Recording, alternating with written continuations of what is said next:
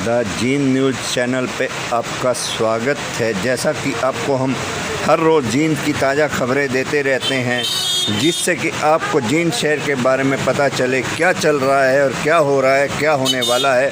आज की ताज़ा सारे उससे ट्रांसपोर्ट वाले जो किराए पे ढोते थे, उन सब का रोजगार गया, उन सब का काम गया। कल जब पूरे देश की मंडियां बंद हो जाएंगी और सारा उनके पास सीधा बिकेगा, सब वो सीधा खरीदेंगे, तो हमारे जो ये पूरे लोग हैं, जो मंडियों से जुड़े लोगों का रोजगार है। मान लिया आज हरियाणा में करीब 40,000 दुकानें हैं, उन पे 40,000 मुनीम भी होंगे, उन पे 1 लाख पल्लेदार भी होंगे, उन पे 5-7 हज़ार ट्रक भी होंगे, उन ट्रक वाले के ड्राइवर भी होंगे। तो वारदाना होगा, वारदाना बनाने वाली फैक्ट्रियां होंगी। तो ये सारे का सारा धंधा चौपट हो गया। और ये सारा अब वो सोचते होंगे हमें किसान से क्या मतलब, लेकिन प्रभावित तो हो गए ना, उन सब का रोजगार गया।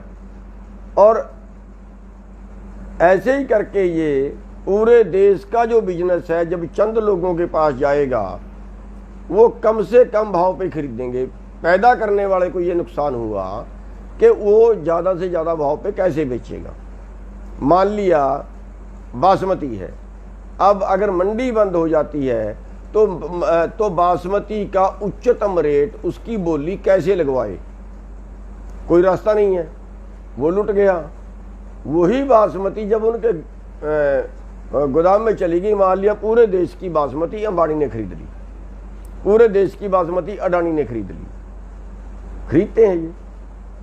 और एक तो उससे छोटा व्यापारी खत्म, वो उस व्यापारी का व्यापार भी गया, और उस व्यापारी के साथ जो और लोग जुड़े थे वो भी गए।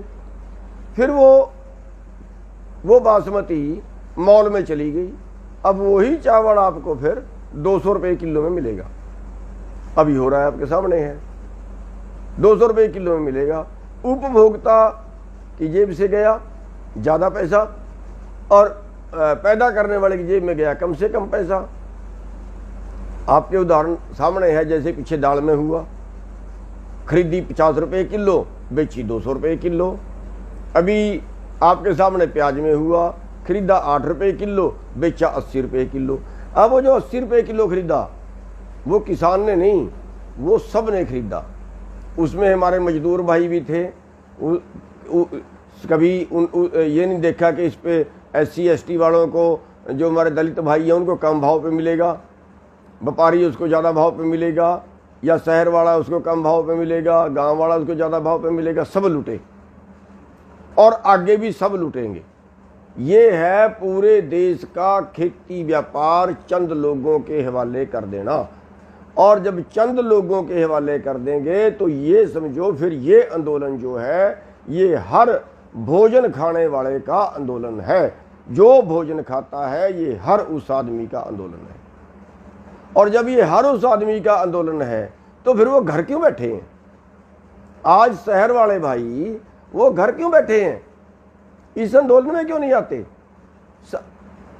सबको नहीं मैं बोल रहा, बहुत से भाई आ रहे हैं, बहुत से सेवा कर रहे हैं, लेकिन बहुत से भी देख रहे हैं, बहुत से सोच रहे हैं कि शायद हमारा आंदोलन नहीं है। और ये RSS वाले, BJP वाले, जो इनके वर्कर हैं, वो शायद सोचते हैं कि BJP हमारा भगवान है। अरे भाई, रोटी तो आप भी खाओगे। क्या कोई ऐसा कानून देश में बन गया कि BJP को सस्ती मिलेगी? BJP का कार्यकर्ता उसको सस्ता मिलेगा? RSS का कार्यकर्ता उसको सस्ता मिलेगा? नहीं, उसको भी उसी भाव पे खरीदना पड़ेगा। इसलिए हमारी सबसे, जो हमारे दूसरे तबके के लोग हैं, ख़ास तौर पे मैं इस वीडियो के माध्यम से, आज लाइव के माध्यम से, मैं उन लोगों को प्रेरित करना चाहता हूँ, उन लोगों से अनुरोध करना चाहता हूँ कि जो लोग अभी तक इसमें जुड़े नहीं हैं, और मैं तो ये कहता हूँ ये धर्म युद्ध है। अगर आपके काम करने से किसी गरीब की, किसी बेसहारा की जान बचती है, क्योंकि करोड़ों लोग भूख से मरेंगे। आज आप जानते हैं देश की पोजीशन, आज देश की पोजीशन ये है कि आज हमारा देश भुखमरी में 107 देशों में 102वें स्थान पर है, यानी सारी दुनिया में करीब करीब सबसे नीचे 5-4 देशों से ऊपर है। ये स्थिति हमारे देश की है। और हमारे देश में एक आदमी की आमदन बता रहे हैं 90 करोड़, 1 घंटे की, एक दिन की जोड़े तो 2150 करोड़, बढ़ गई हो तो पता नहीं।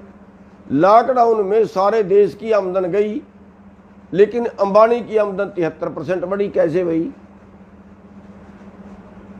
क्या भाई, अगर एक ही आदमी की इतनी आमदन बढ़ी है तो इसका मतलब आपका हिस्सा कट के कहीं गया है।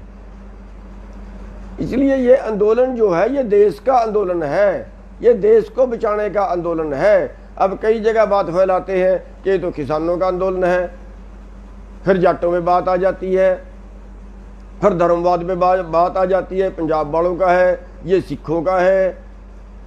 ये आंदोलन जो है ये पूरी मानवता का है, पूरी मानवता का है। और इसमें सबको साथ देना चाहिए, इसमें कर्मचारी भाइयों को भी साथ देना चाहिए। उनके महकमे नहीं तोड़ रहे क्या? इसमें मजदूर भाइयों को भी साथ देना चाहिए। कल्ले कल्ले को करके पिटेंगे ये लोग। मजदूरों के सारे कानून तोड़ दिए। अगर मजदूरों भाइयों को ना पता हो, अभी आपके पास आप पहले 8 घंटे काम करते थे, लेकिन अब सरकार ने पास कर दिया है कि अब आपको कंपनी वाला, फैक्ट्री वाला 16 घंटे काम करवा सकता है। पहले कानून था कि 8 घंटे के बाद अगर 2 घंटे भी काम करवाया तो 4 घंटे का चार्ज देना पड़ेगा, डबल देना पड़ेगा। वो भी तोड़ दिया। लेबर कानून सारे तोड़ दिए, कोई मजदूर भाई नहीं बोला। खेती का पूरा, खेती जो है वो सरकार की सरकारी सहायता से हाथ खींच के पूरे कारपोरेट के गुलाम करने जा रहे हैं। पूरे आगे खेती भी वही करेंगे। अब जब खेती वो करेंगे, जब हम तो खेती करने के बाद बचेंगे ही नहीं ना। जब वो हजारों एकड़ के प्लाट में काम करेंगे तो जो हमारे आज खेत मजदूर हैं, हमारे गांव वाले मजदूर हैं, वो किसके पास जाके काम करेंगे? क्या वो सारा काम कोई हाथ से थोड़ा ही होगा? टोटल काम मशीन नहीं होगा। पानी बटन दबाओगे फुहारे से पानी आ जाएगा, खाद उसके बीच में चला जाएगा, स्प्रे हेलीकॉप्टर से हो जाएगी, बड़े बड़े ट्रैक्टर होंगे 500-500 पावर के, बीजी जाएगी। आदमी में क्या जरूरत बची उसमें? बड़ी बड़ी मशीनें काटेंगी। तो साथियों, रोजगार, आप जिस रोजगार से रोटी खा रहे हो, जिस रोजगार से खाना खा रहे हो, आज हमारी 60% आबादी आज भी खेती से उसकी जीविका चल रही है। और अगर ये सारी कंपनियों के हवाले हो गई तो फिर वो 60% आबादी रोटी कहाँ से खाएगी? सवाल इस चीज का।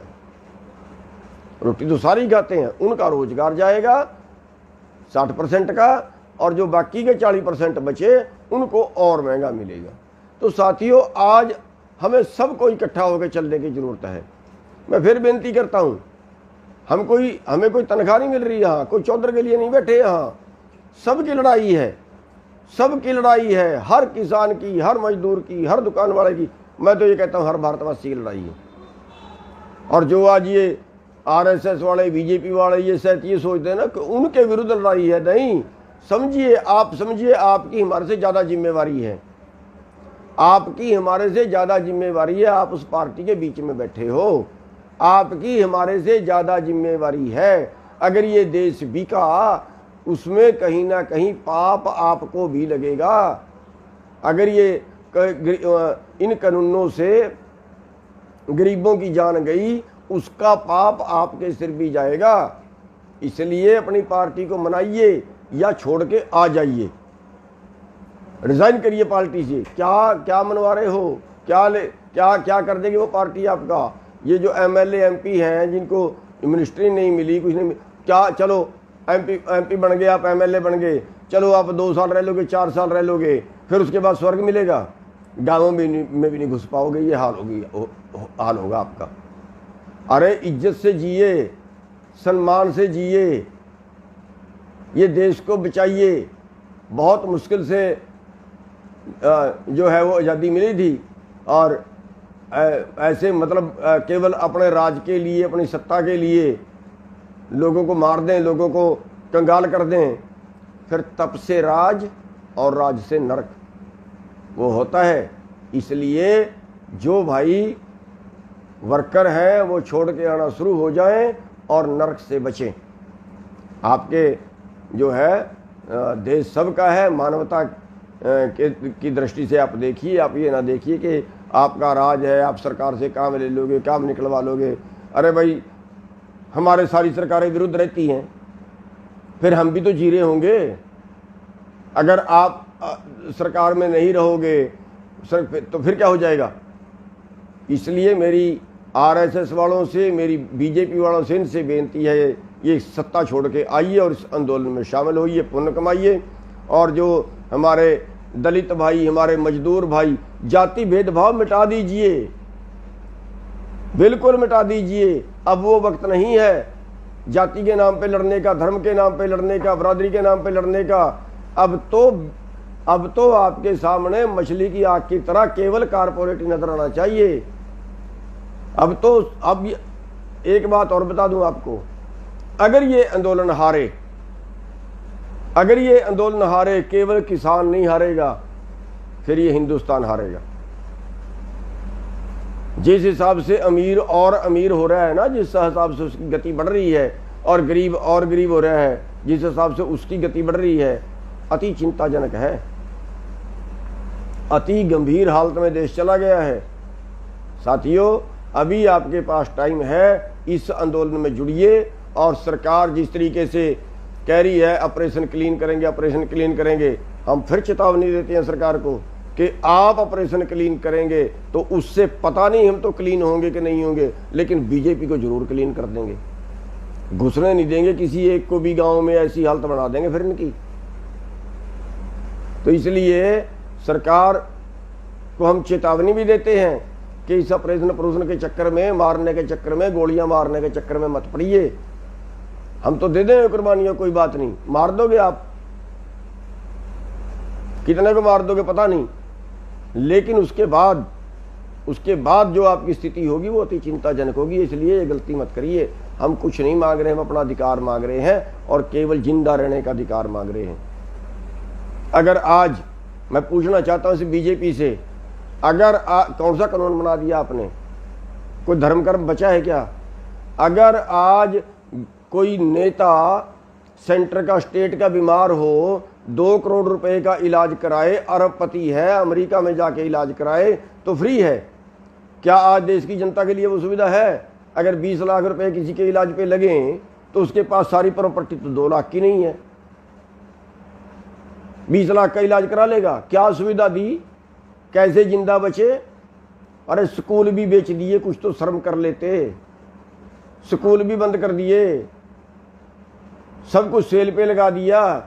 क्या निकालोगे आखिर? तप से राज से नरक, कितने दिन राज करोगे? क्यों नरक भुगतते हो? अभी सुधर जाइए।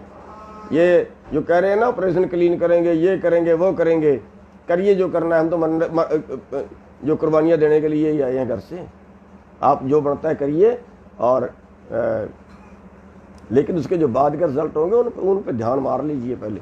तो इसलिए मैं अपने सभी भाइयों से कहूँगा, मजदूरों से, किसानों से, दुकान वालों से, कर्मचारियों से, और ये आड़ती भाई, ये व्यापारी भाई, आज वक्त है इस धर्म युद्ध में साथ देने का, पुण्य कमाने का वक्त है आज सबके पास। कोई भाई थोड़ा कर सकता है, थोड़ा साथ दे, कोई भाई ज़्यादा कर सकता है, ज़्यादा साथ दे, लेकिन इस धर्म युद्ध में जरूर अपना हिस्सा डाले। ये देश को बचाने का युद्ध है, ये समाज को बचाने का युद्ध है, और आपके इस आंदोलन की तरफ दुनिया देख रही है। अगर आप ये आंदोलन जीतते हैं, अगर यहाँ ये व्यवस्था बदलती है, तो फिर ये मैसेज पूरी दुनिया में जाएगा। आपने मेरी बात सुनी, आपने टाइम दिया, ज़्यादा से ज़्यादा आप शेयर करें। आपका बहुत बहुत धन्यवाद।